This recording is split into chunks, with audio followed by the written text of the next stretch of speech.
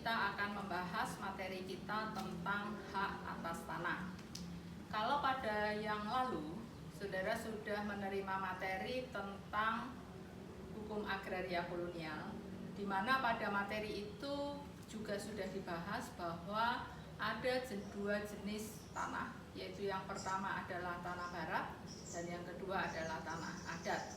Ketika bicara tanah barat, maka di dalamnya ada berbagai jenis hak atas tanah, ada hak egendom, hak epah, hak opsal, dan lain-lainnya. Kemudian pada jenis tanah adat, saudara juga mengenal adanya beberapa jenis tanah, yaitu misalnya tanah yasan, kukul, pekulen, sanggan, dan lain-lainnya. Lalu saudara sudah masuk pada ketentuan konversi, yaitu perubahan hak-hak atas tanah barat dan hak-hak atas tanah adat untuk masuk di dalam ketentuan Undang-Undang Pokok Agraria yang diatur di dalam pasal 16. Nah, hari ini kita akan membahas mengenai hak atas tanah yang diatur di dalam pasal 16, yaitu antara lain ada hak milik, hak guna bangunan, hak guna usaha, hak pakai, hak sewa, dan hak yang akan diatur kemudian yang nanti kita akan kenal dengan nama hak pengelolaan, dan juga ada hak-hak yang bersifat sementara. Kita akan mulai dengan yang pertama, yaitu hak milik.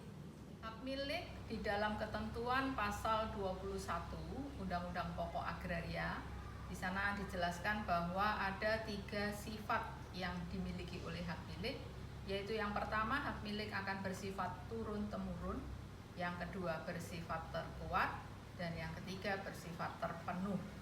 3 sifat ini secara keseluruhan hanya akan ada pada hak milik. Pada jenis hak yang lain nanti mungkin di antara sifat ini akan muncul, tetapi tidak secara keseluruhan. Nah, tadi yang pertama dikatakan bahwa hak milik itu bersifat turun-temurun, artinya bahwa ketika seseorang punya hak atas tanah dengan status hak milik, maka hak milik ini tidak hanya dapat dimiliki oleh orang yang memilikinya, tetapi juga dapat diwariskan, berlaku kepada keturunannya. Oleh karena itu lalu disebut hak milik bersifat turun-temurun. Yang kedua dikatakan bahwa hak milik bersifat terkuat. Artinya apa? Ada 2 arti di sana. Yang pertama bahwa bersifat terkuat artinya hak milik ini adalah hak yang dapat didaftarkan, sehingga kemudian kepada pemilik tanah hak milik akan dapat diberikan sertifikat sebagai tanda bukti hak. Yang kedua, karena disebut hak milik adalah hak yang terkuat, maka jangka waktu hak milik itu adalah selamanya atau tidak ada jangka waktunya, yang akan berbeda dengan jenis hak yang lain.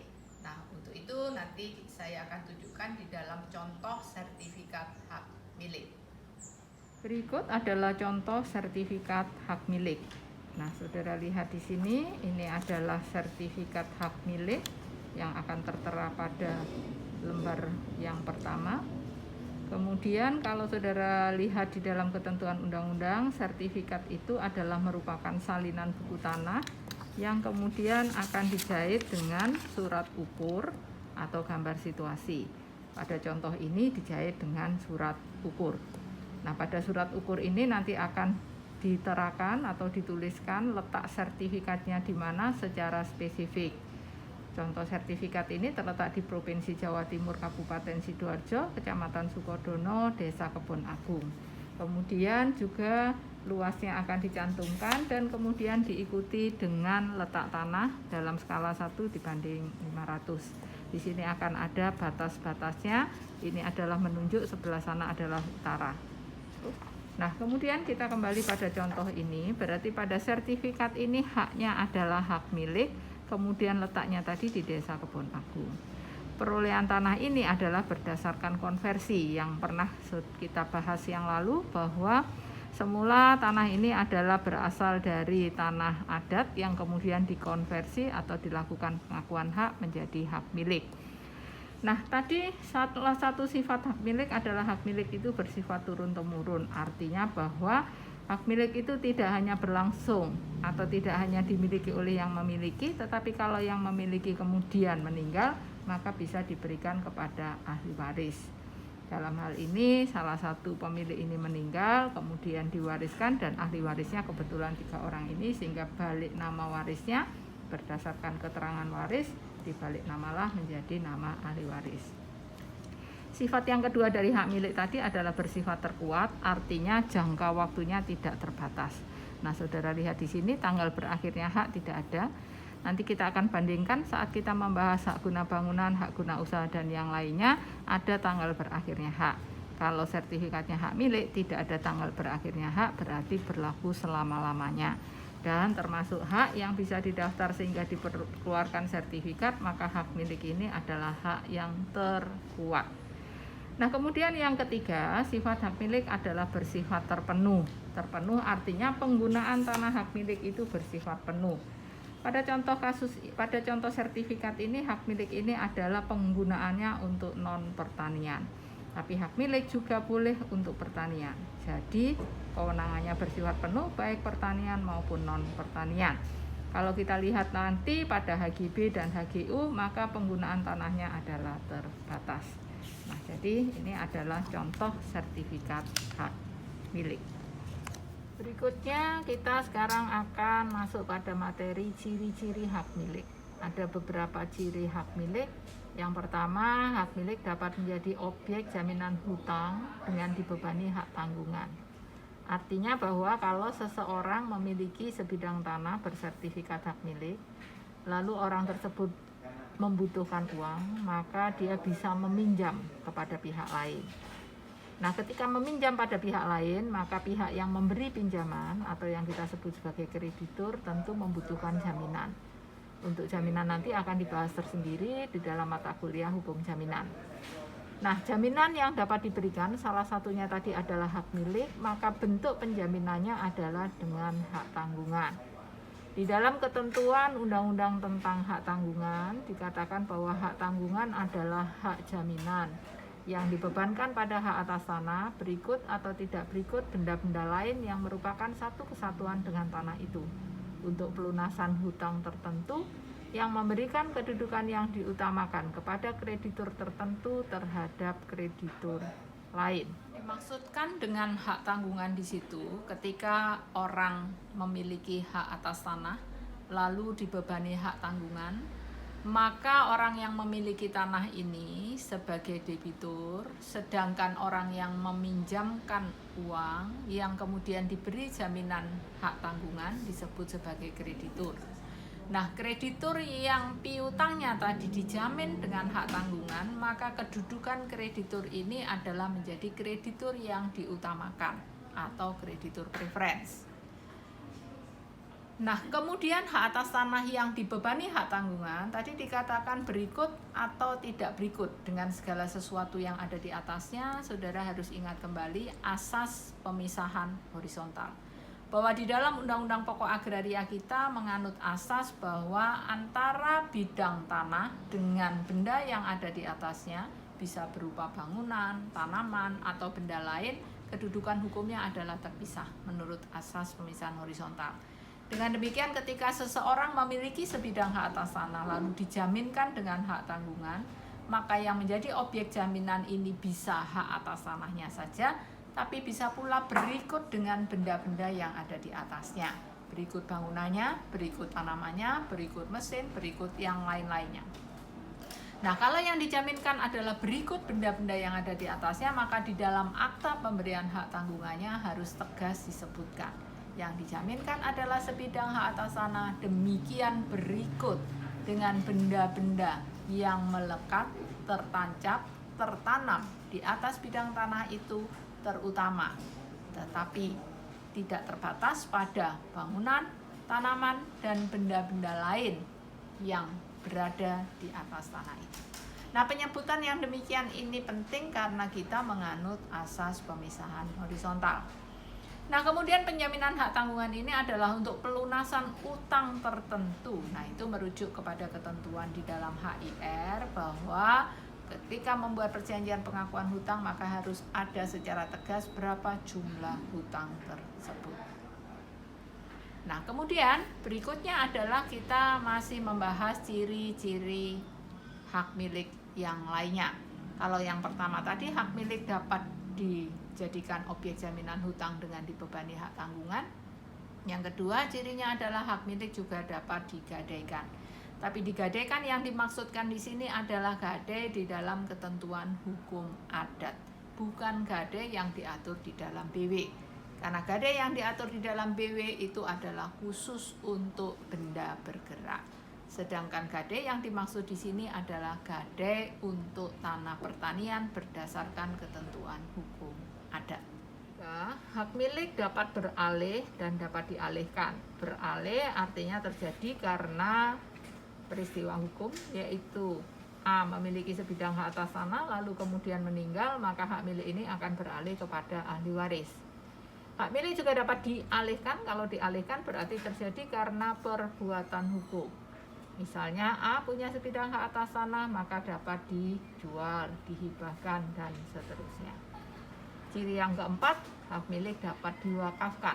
Untuk itu, saudara harus baca ketentuan tentang wakaf yang diatur di dalam Undang-Undang Nomor 41 Tahun 2004. Wakaf adalah sebuah perbuatan hukum wakif untuk memisahkan atau menyerahkan sebagian harta miliknya untuk dimanfaatkan selamanya atau untuk jangka waktu tertentu sesuai dengan kepentingannya guna keperluan ibadah dan atau kesejahteraan umum menurut hukum syariah.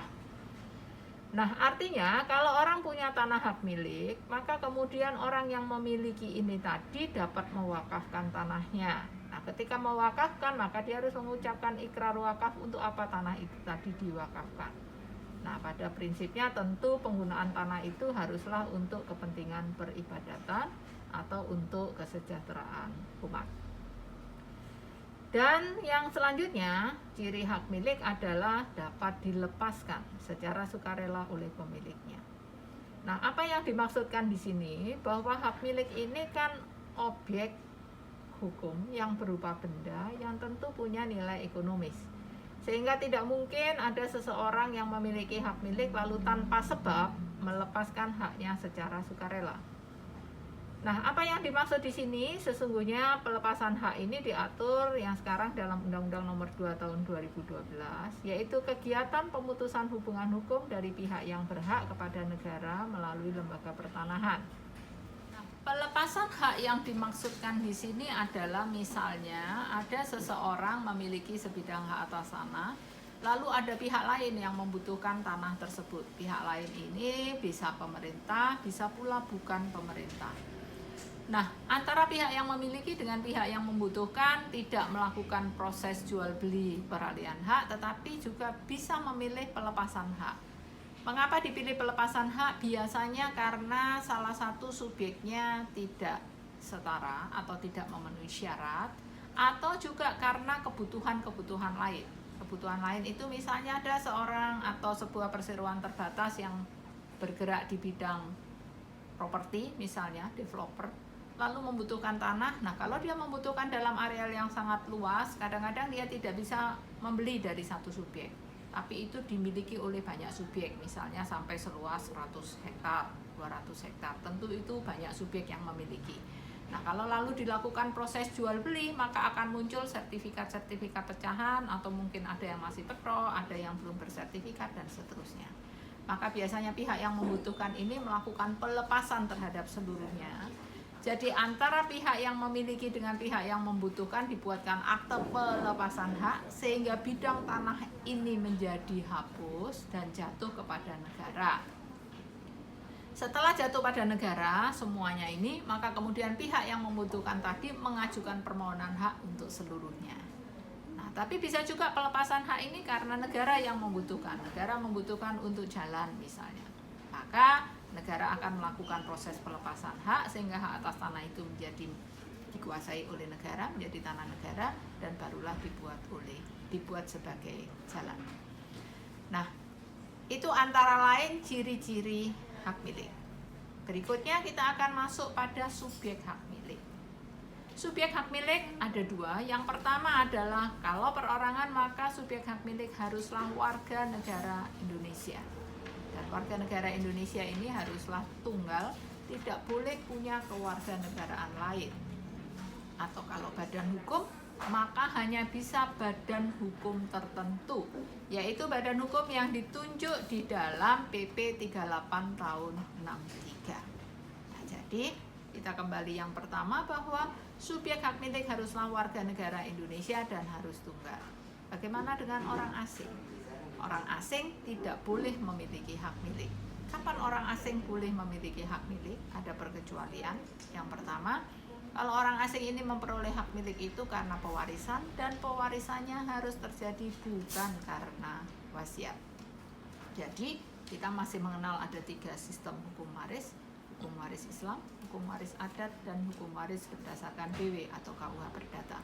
Di mana di dalam ketiga sistem hukum waris ini mengenal pewarisan karena hubungan darah, hubungan kekerabatan, atau karena ketentuan undang-undang, ahli waris ab intestatus. Dan pewarisan yang lain adalah berdasarkan wasiat atau testamen. Nah, di dalam UU PA dikatakan orang asing boleh menjadi pemilik hak milik kalau dia mewarisnya bukan karena wasiat, bukan karena testamen. Kalau berdasar BW berarti dia adalah ahli waris ab intestatus. Berdasarkan hukum adat berarti dia karena memang memiliki hubungan kekerabatan, atau berdasarkan hukum Islam memang dia memiliki hubungan darah atau yang ditentukan dalam hukum Islam, maka dia bisa mewaris. Yang kedua, orang asing juga dapat menjadi subjek hak milik kalau dia memperoleh itu karena perkawinan dengan harta campur. Artinya seorang warga negara Indonesia kawin dengan orang asing, dan ketika kawin tidak terjadi perjanjian kawin, tidak terjadi pemisahan harta, tetapi harta campur. Maka ketika seorang warga negara Indonesia memiliki hak atas tanah yang berstatus hak milik, dengan perkawinan harta campur otomatis kawan kawinnya juga akan memiliki. Atau yang ketiga adalah karena terjadi perubahan kewarganegaraan. Seseorang semula berkewarganegaraan Indonesia, lalu dia pindah kewarganegaraan menjadi orang asing. Maka ketika dia pindah menjadi kewarganegaraan orang asing, atau ketika dia sudah orang asing, warga negara asing, dia tetap boleh memiliki hak milik.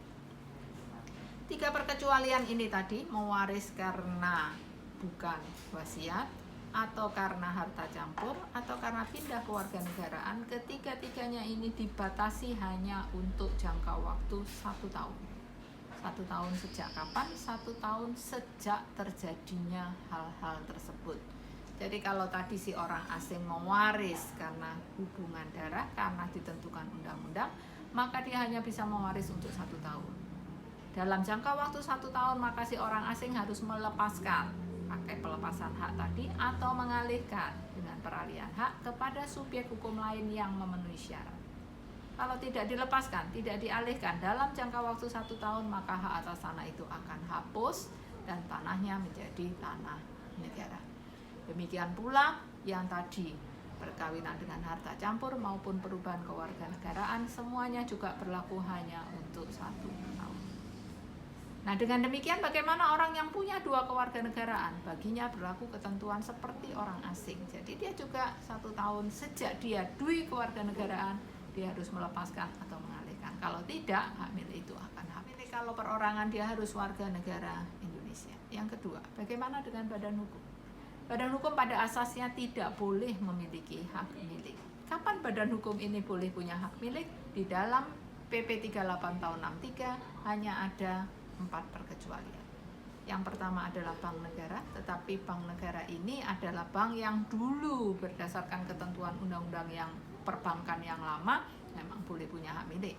Dengan ketentuan undang-undang perbankan yang baru, bank yang sahamnya dimiliki oleh negara pun sudah menjadi perseroan terbatas, maka dia sekarang tidak boleh punya hak milik kecuali hak milik itu sudah dimiliki sebelum lahirnya undang-undang perbankan yang baru. Yang kedua adalah koperasi pertanian, ini pun harus izin dari Menteri Pertanian. Yang ketiga, badan keagamaan dan badan sosial. Badan keagamaan dan badan sosial maupun koperasi pertanian kalau ingin punya hak milik maka harus meminta izin terlebih dahulu dari menteri terkait. Badan keagamaan dari Menteri Agama, badan sosial tentu dari menteri yang membawahi. Itulah yang dimaksud dengan subjek-subjek hak milik. Oleh karena itu tadi kaitannya dengan pelepasan hak, misalnya saya mengatakan ada subjek yang tidak setara. Orang A, warga negara Indonesia punya tanah hak milik. Sekarang orang asing ingin membeli tanah ini. Nah, orang asing kan tidak boleh punya tanah hak milik karena peralihan hak. Padahal mereka sudah sepakat, maka bagaimana? Boleh dilakukan proses pelepasan hak. Hak miliknya dilepaskan sehingga menjadi tanah negara, lalu si orang asing memohon hak yang baru sesuai dengan yang diperbolehkan untuknya. Nanti kita pelajari kalau orang asing hanya boleh dengan hak pakai. Terima kasih.